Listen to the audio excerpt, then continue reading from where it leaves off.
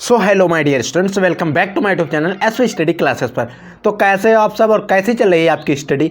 I hope आप सभी लोग स्वस्थ और मस्त होंगे और आपकी स्टडी शानदार चल रही होगी। तो बच्चों, आज के इस वीडियो के अंदर हम लोग डिस्कस करने वाले हैं कक्षा 12 जीव विज्ञान के बारे में। जीव विज्ञान का एक very most important model paper हमारे पास है जो आपके बोर्ड एग्जाम 2023-24 के लिए सबसे ज़्यादा इंपॉर्टेंट है। अगर आप भी सपना देखते हैं बोर्ड एग्जाम 2024 का और आप भी चाहते हैं कि बोर्ड एग्जाम 2024 में मेरे भी मार्क्स 90+ आएँ, तो आपको कैसे मार्क्स आएंगे, आपको इसके लिए मेहनत करनी पड़ेगी। अब मेहनत में क्या करना पड़ेगा, आपको previous year question paper solve करने पड़ेंगे, इंपॉर्टेंट क्वेश्चन पढ़ने पड़ेंगे। यूँ बात करें तो क्वेश्चन के आपको पेपर की बहुत सारी तैयारी करनी पड़ेगी जो एक टॉपर्स करता है। अब कैसे करना है, उन सारी चीज़ों को हम आज के इस वीडियो में डिस्कस करेंगे। जैसे कि बच्चों, हमारे पास जो आज का पेपर है वो बोर्ड एग्जाम 2023 और 24 के लिए है। अगर बोर्ड एग्जाम 2023-24 में जो पेपर आने वाला उसी का एक सिंपल पेपर हमने तैयार किया है, वो आप लोगों के लिए लाए हैं।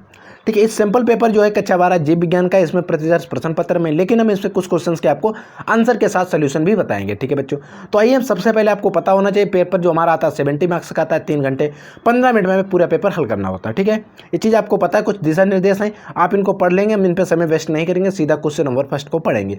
क्वेश्चन नंबर फर्स्ट है, सही विकल्प चुनकर अपनी उत्तर पुस्तिका पर लिखना है, क्योंकि हमारा पेपर भी कहता है कि हमें सही विकल्प चुनकर ही अपनी उत्तर पुस्तिका पर लिखना है, पूरी रामायण नहीं लिखनी है। ठीक है, पहला क्वेश्चन हमसे कहता है निम्नलिखित में से कौन सा भाग पुष्प का नर जननांग का प्रतिनिधित्व करता है, यानी कि जो नर जनन अंग है उसका पुष्प का कौन सा भाग जो है वो प्रतिनिधित्व करता है।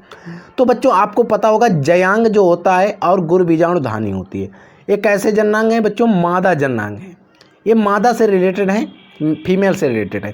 तो हमारे दूसरा और तीसरा विकल्प तो हमारा बिल्कुल गलत हो गया, इसमें हमें कोई दिक्कत नहीं है, इसमें हमें कोई दिक्कत भी नहीं लेनी। अब हमारे पास एक बचा है परागण और पुमंग। आपको मैंने पढ़ाया था परागण क्या होता है, आपने जब पुष्पी पात्मों में sexual reproduction in flowering plant, यानी कि पुष्पी पात्मों में लैंगिक जनन जिस समय पे आपको पढ़ा रहे थे उस समय मैंने आपको बताया था कि परागण क्या होता है। परागण क्या होता है बच्चों कि अगर मान लीजिए यहाँ पर कोई पुष्प लगा है, यहाँ पर एक कोई पुष्प है और यहाँ पर कोई ये पुष्प है, एक नर पुष्प है एक मादा पुष्प है।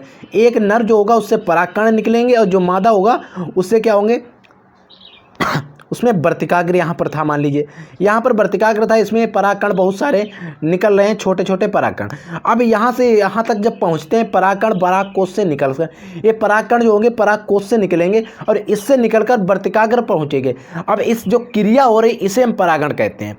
तो परागण जो हो गई बच्चों एक क्रिया हो गई और पुमंग जो है एक नर जननांग है, तो हमारा पहला विकल्प इसमें बिल्कुल सही है। ठीक है, अगला क्वेश्चन है कि मनुष्य में संतान का लिंग निर्धारण होता है, यानी कि जो हमारे मेल होते हैं उनमें, जो मनुष्य होते हैं उनमें संतान का लिंग निर्धारण कैसे होता है। तो आपको पता होना चाहिए बच्चों, हम लोगों में XX और XY गुणसूत्र होते हैं।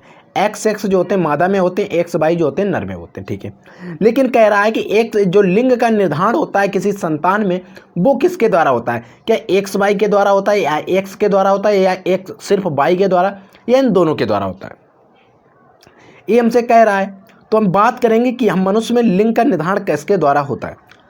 तो आपको पता होना चाहिए, हमें पहला ऑप्शन दे रहा है मनुष्य के माँ के लिंग निर्धारण से, माँ का जो गुणसूत्र है यानी कि XY क्या इससे होता है, या जो माता के अंदर ओवम बनता है उसकी माप यानी कि उसकी जो आकृति होती है उसके होता है, या शुक्राणु की माप यानी शुक्राणु के आकार से होता है, या पिता के लिंग गुणसूत्र से होता है। तो बच्चों, आपको ये सारे गुणसूत्र XX 3 बार दिख रहे हैं जो बिल्कुल सेम है। तो संतान में लिंग का निर्धारण जो होता है वो पिता में Y गुणसूत्र होता है उसी के द्वारा होता है। तो संतान जो होती है उसमें लिंग का निर्धारण जो मनुष्यों में होता है वो बच्चों पिता के लिंग गुणसूत्र से होता है, याद रखेंगे। चौथा वाला विकल्प हमारा बिल्कुल सही है। अगला क्वेश्चन है कि जेनेटिक इंजीनियरिंग का उपयोग होता है, यानी कि जेनेटिक इंजीनियरिंग जो है इसका क्या उपयोग होता है। चिकित्सा विज्ञान इसको कहते हैं हिंदी में। तो इसको चिकित्सा में होता है, कृषि में होता है, या इन दोनों में, या इनमें से किसी में नहीं। तो आपने आजकल देखा होगा चिकित्सा में बहुत ज़्यादा जेनेटिक इंजीनियरिंग का प्रयोग हो रहा है और कृषि में भी आप देख रहे हैं BT कपास, BT फसलें, बहुत सारे चीज़ें आ रहे हैं। तो इन दोनों में सही होगा, तीसरा विकल्प हमारा सही है। तो बच्चों, इतने सारे मैं आपको क्वेश्चन बता रहा हूँ, तो आपको कुछ क्वेश्चन हमें होमवर्क में देना जरूरी है। तो निम्नलिखित में से किसे भारत में जैव विविधता का तप्त स्थल समझा जाता है। अरावली पर्वत को, इंडो गंगेटिक मैदान को, पश्चिमी घाट को, पूर्वी घाट को। आपको 4 विकल्प दिए गए, इनका सही ऑप्शन हमें कमेंट करके बताना है। ठीक है, अब हम बात कर लेते हैं अति लघुत्तरीय प्रश्न, जो हमारा प्रत्येक प्रश्न 1 नंबर का क्या कहता है। इस देखिए क्वेश्चन नंबर का में कह रहा है 1 नंबर में क्वेश्चन है, लेकिन इसमें 2 चीज़ें पूछी गई। क्लाइनफिल्टर सिंड्रोम के बारे में पूछा गया और टार्नर सिंड्रोम के बारे में पूछा गया। तो बच्चों, आपको पता होना चाहिए क्लाइनफिल्टर सिंड्रोम क्या होता है और टार्नर सिंड्रोम क्या होता है। तो बच्चों ये क्या है, जो क्लाइनफिल्टर हो या फिर टर्नर हो, ये क्या होते हैं, गुणसूत्र जो हमारे होते हैं उनमें क्या होता है, विकार होते हैं, यानी कि क्षति होती है, यानी कि उसमें बीमारी हो जाती है। उसी वजह से ये सारी बीमारियां हैं सिंड्रोम से में। तो होता क्या है, जो हमारा क्लाइनफिल्टर सिंड्रोम होता है, वैसे मनुष्य में 46 गुणसूत्र होते हैं, 46 गुणसूत्र होते हैं। XX और XY को मिला के हमारे 46 गुणसूत्र होते हैं टोटल। नर में होते हैं 23, जो एक जोड़ 23 जोड़ी होती है, यानी कि 46 गुणसूत्र होते हैं, ठीक है। लेकिन इसमें होता क्या है कि X गुणसूत्र जो होता है वो एक्स्ट्रा बढ़ जाता है, यानी कि XX जो होते हैं उसमें एक X जो गुणसूत्र है वो एक एक्स्ट्रा आ जाता है, ठीक है। तो 46 में अगर हम एक जोड़ देते हैं तो हमारे हो जाते हैं पूरे 47। तो इसमें क्या होता है, क्लाइनफिल्टर में ट्राइसोमी पाई जाती है। क्या बच्चों, ट्राइसोमी पाई जाती है। तो इसीलिए जो क्लाइनफिल्टर सिंड्रोम होता है इसमें गुणसूत्रों की संख्या हमारी हो जाती है 47। हमसे पूछा सिर्फ गुणसूत्रों की संख्या ही गई, पूरा रिलेशन नहीं हमसे पूछा गया, ठीक है। तो क्लाइनफिल्टर सिंड्रोम में गुणसूत्रों की संख्या बच्चों कितनी होती है, 47 होती है।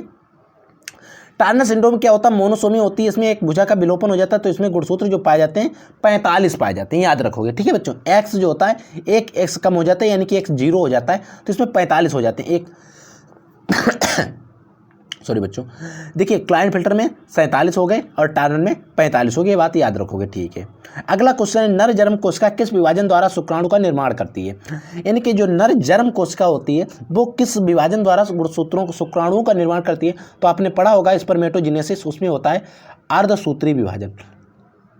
कौन सा विभाजन बच्चों, अर्धसूत्री विभाजन, याद रखोगे अर्धसूत्री विभाजन के द्वारा, ठीक है।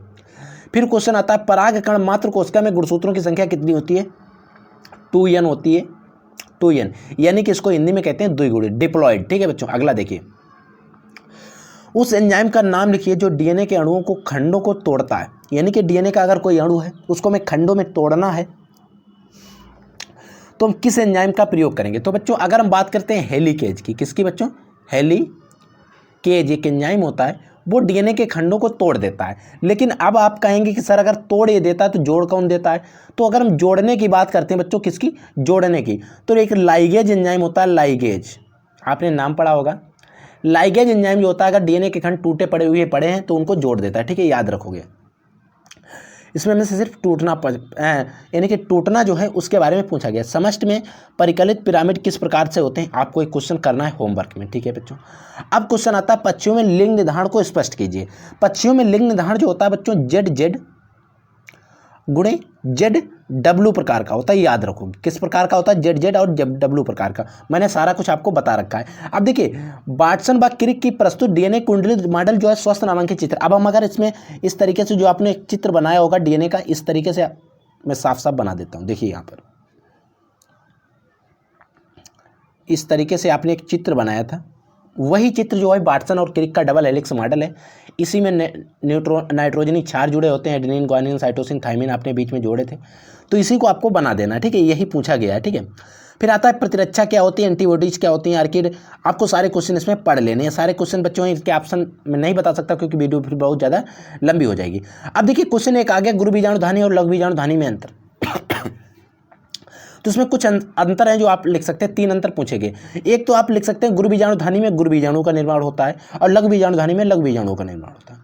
आप लिख सकते हैं गुरु बीजाणुधानी हो चाहे लघु बीजाणुधानी, दोनों द्विगुणी संरचना है, 2 हो गए।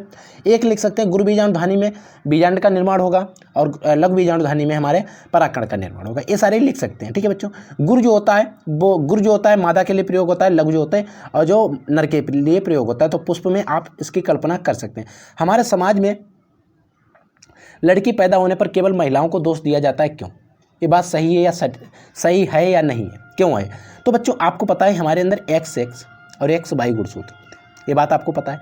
अगर हम इनका गैमेट बनाते हैं तो XX बनते हैं और XY बनते हैं। चलो यहाँ तक आप नोट कर लीजिए। आगे देखिए, अगर हमारे पास XX और XY बने, अगर इनने निषेचन किया तो हमने इस प्रकार से हम जब क्रॉस कराते हैं इस प्रकार से, तो X का X के साथ होगा X बनेगा, X का Y के साथ होगा XY बनेगा, X का Y का X के साथ होगा X बनेगा, X का Y के साथ होगा Y बनेगा। तो आप देख रहे हैं एक बार X बन रहा है, 2 बार X बन रहा है, 2 बार एक और एक 2 बार Y बन रही है, यानी कि लगभग सभी 2-2 बार बन रहे हैं। तो हम किसी एक को अगर दोष देते हैं तो ये गलत बात है।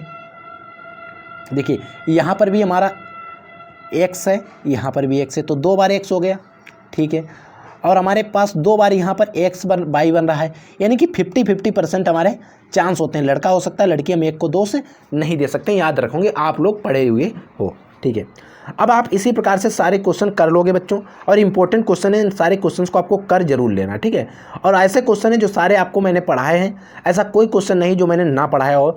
मनुष्य में नर जनन तंत्र का मैंने एक अच्छे से आपको बताया, पुष्पीय पाद में लघु बीजाणुधानी का एकदम बिल्कुल अच्छे से लघु बीजाणुधानी का मैंने आपको बताया था, स्फुटित परागकोश के अनुपस्थित काठ भी बताई थी, तो सारा कुछ बताया। अनुवांशिक कूट क्या होते हैं, इनकी विशेषताएं क्या होती हैं, सर्वात्रिक होते हैं, त्रिक होते हैं, इन सारी चीज़ों के बारे में मैंने आपको बताया है, ठीक है।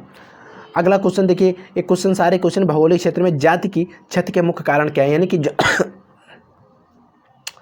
जो जातियों में क्षति हो रही है इनके मुख्य कारण क्या है। तो क्या होते थे, प्रतिस्पर्धा, क्या हुए, प्रतिस्पर्धा जो होते हैं इसके मुख्य कारण थे, ठीक है बच्चों। तो इन सारे क्वेश्चंस को आपको याद करके रखना है, और अगर आप बोर्ड एग्जाम 2024 की अच्छे प्रिपरेशन कर रहे हो तो बच्चों सारे क्वेश्चन आपको करना पड़ेगा, ठीक है बच्चों। तो आप लोग पढ़ते रहिए, आगे बढ़ते रहिए। अगर कोई डाउट होता है, कोई क्वेश्चन होता है, कोई क्यूरी होती है, तो आप हमारे कमेंट सेक्शन में हमसे कमेंट करके पूछ सकते हैं। तो हम मिलते हैं किसी नेक्स्ट वीडियो में नए धमाकेदार टॉपिक के साथ, तब तक के लिए जय हिंद, वंदे मातरम।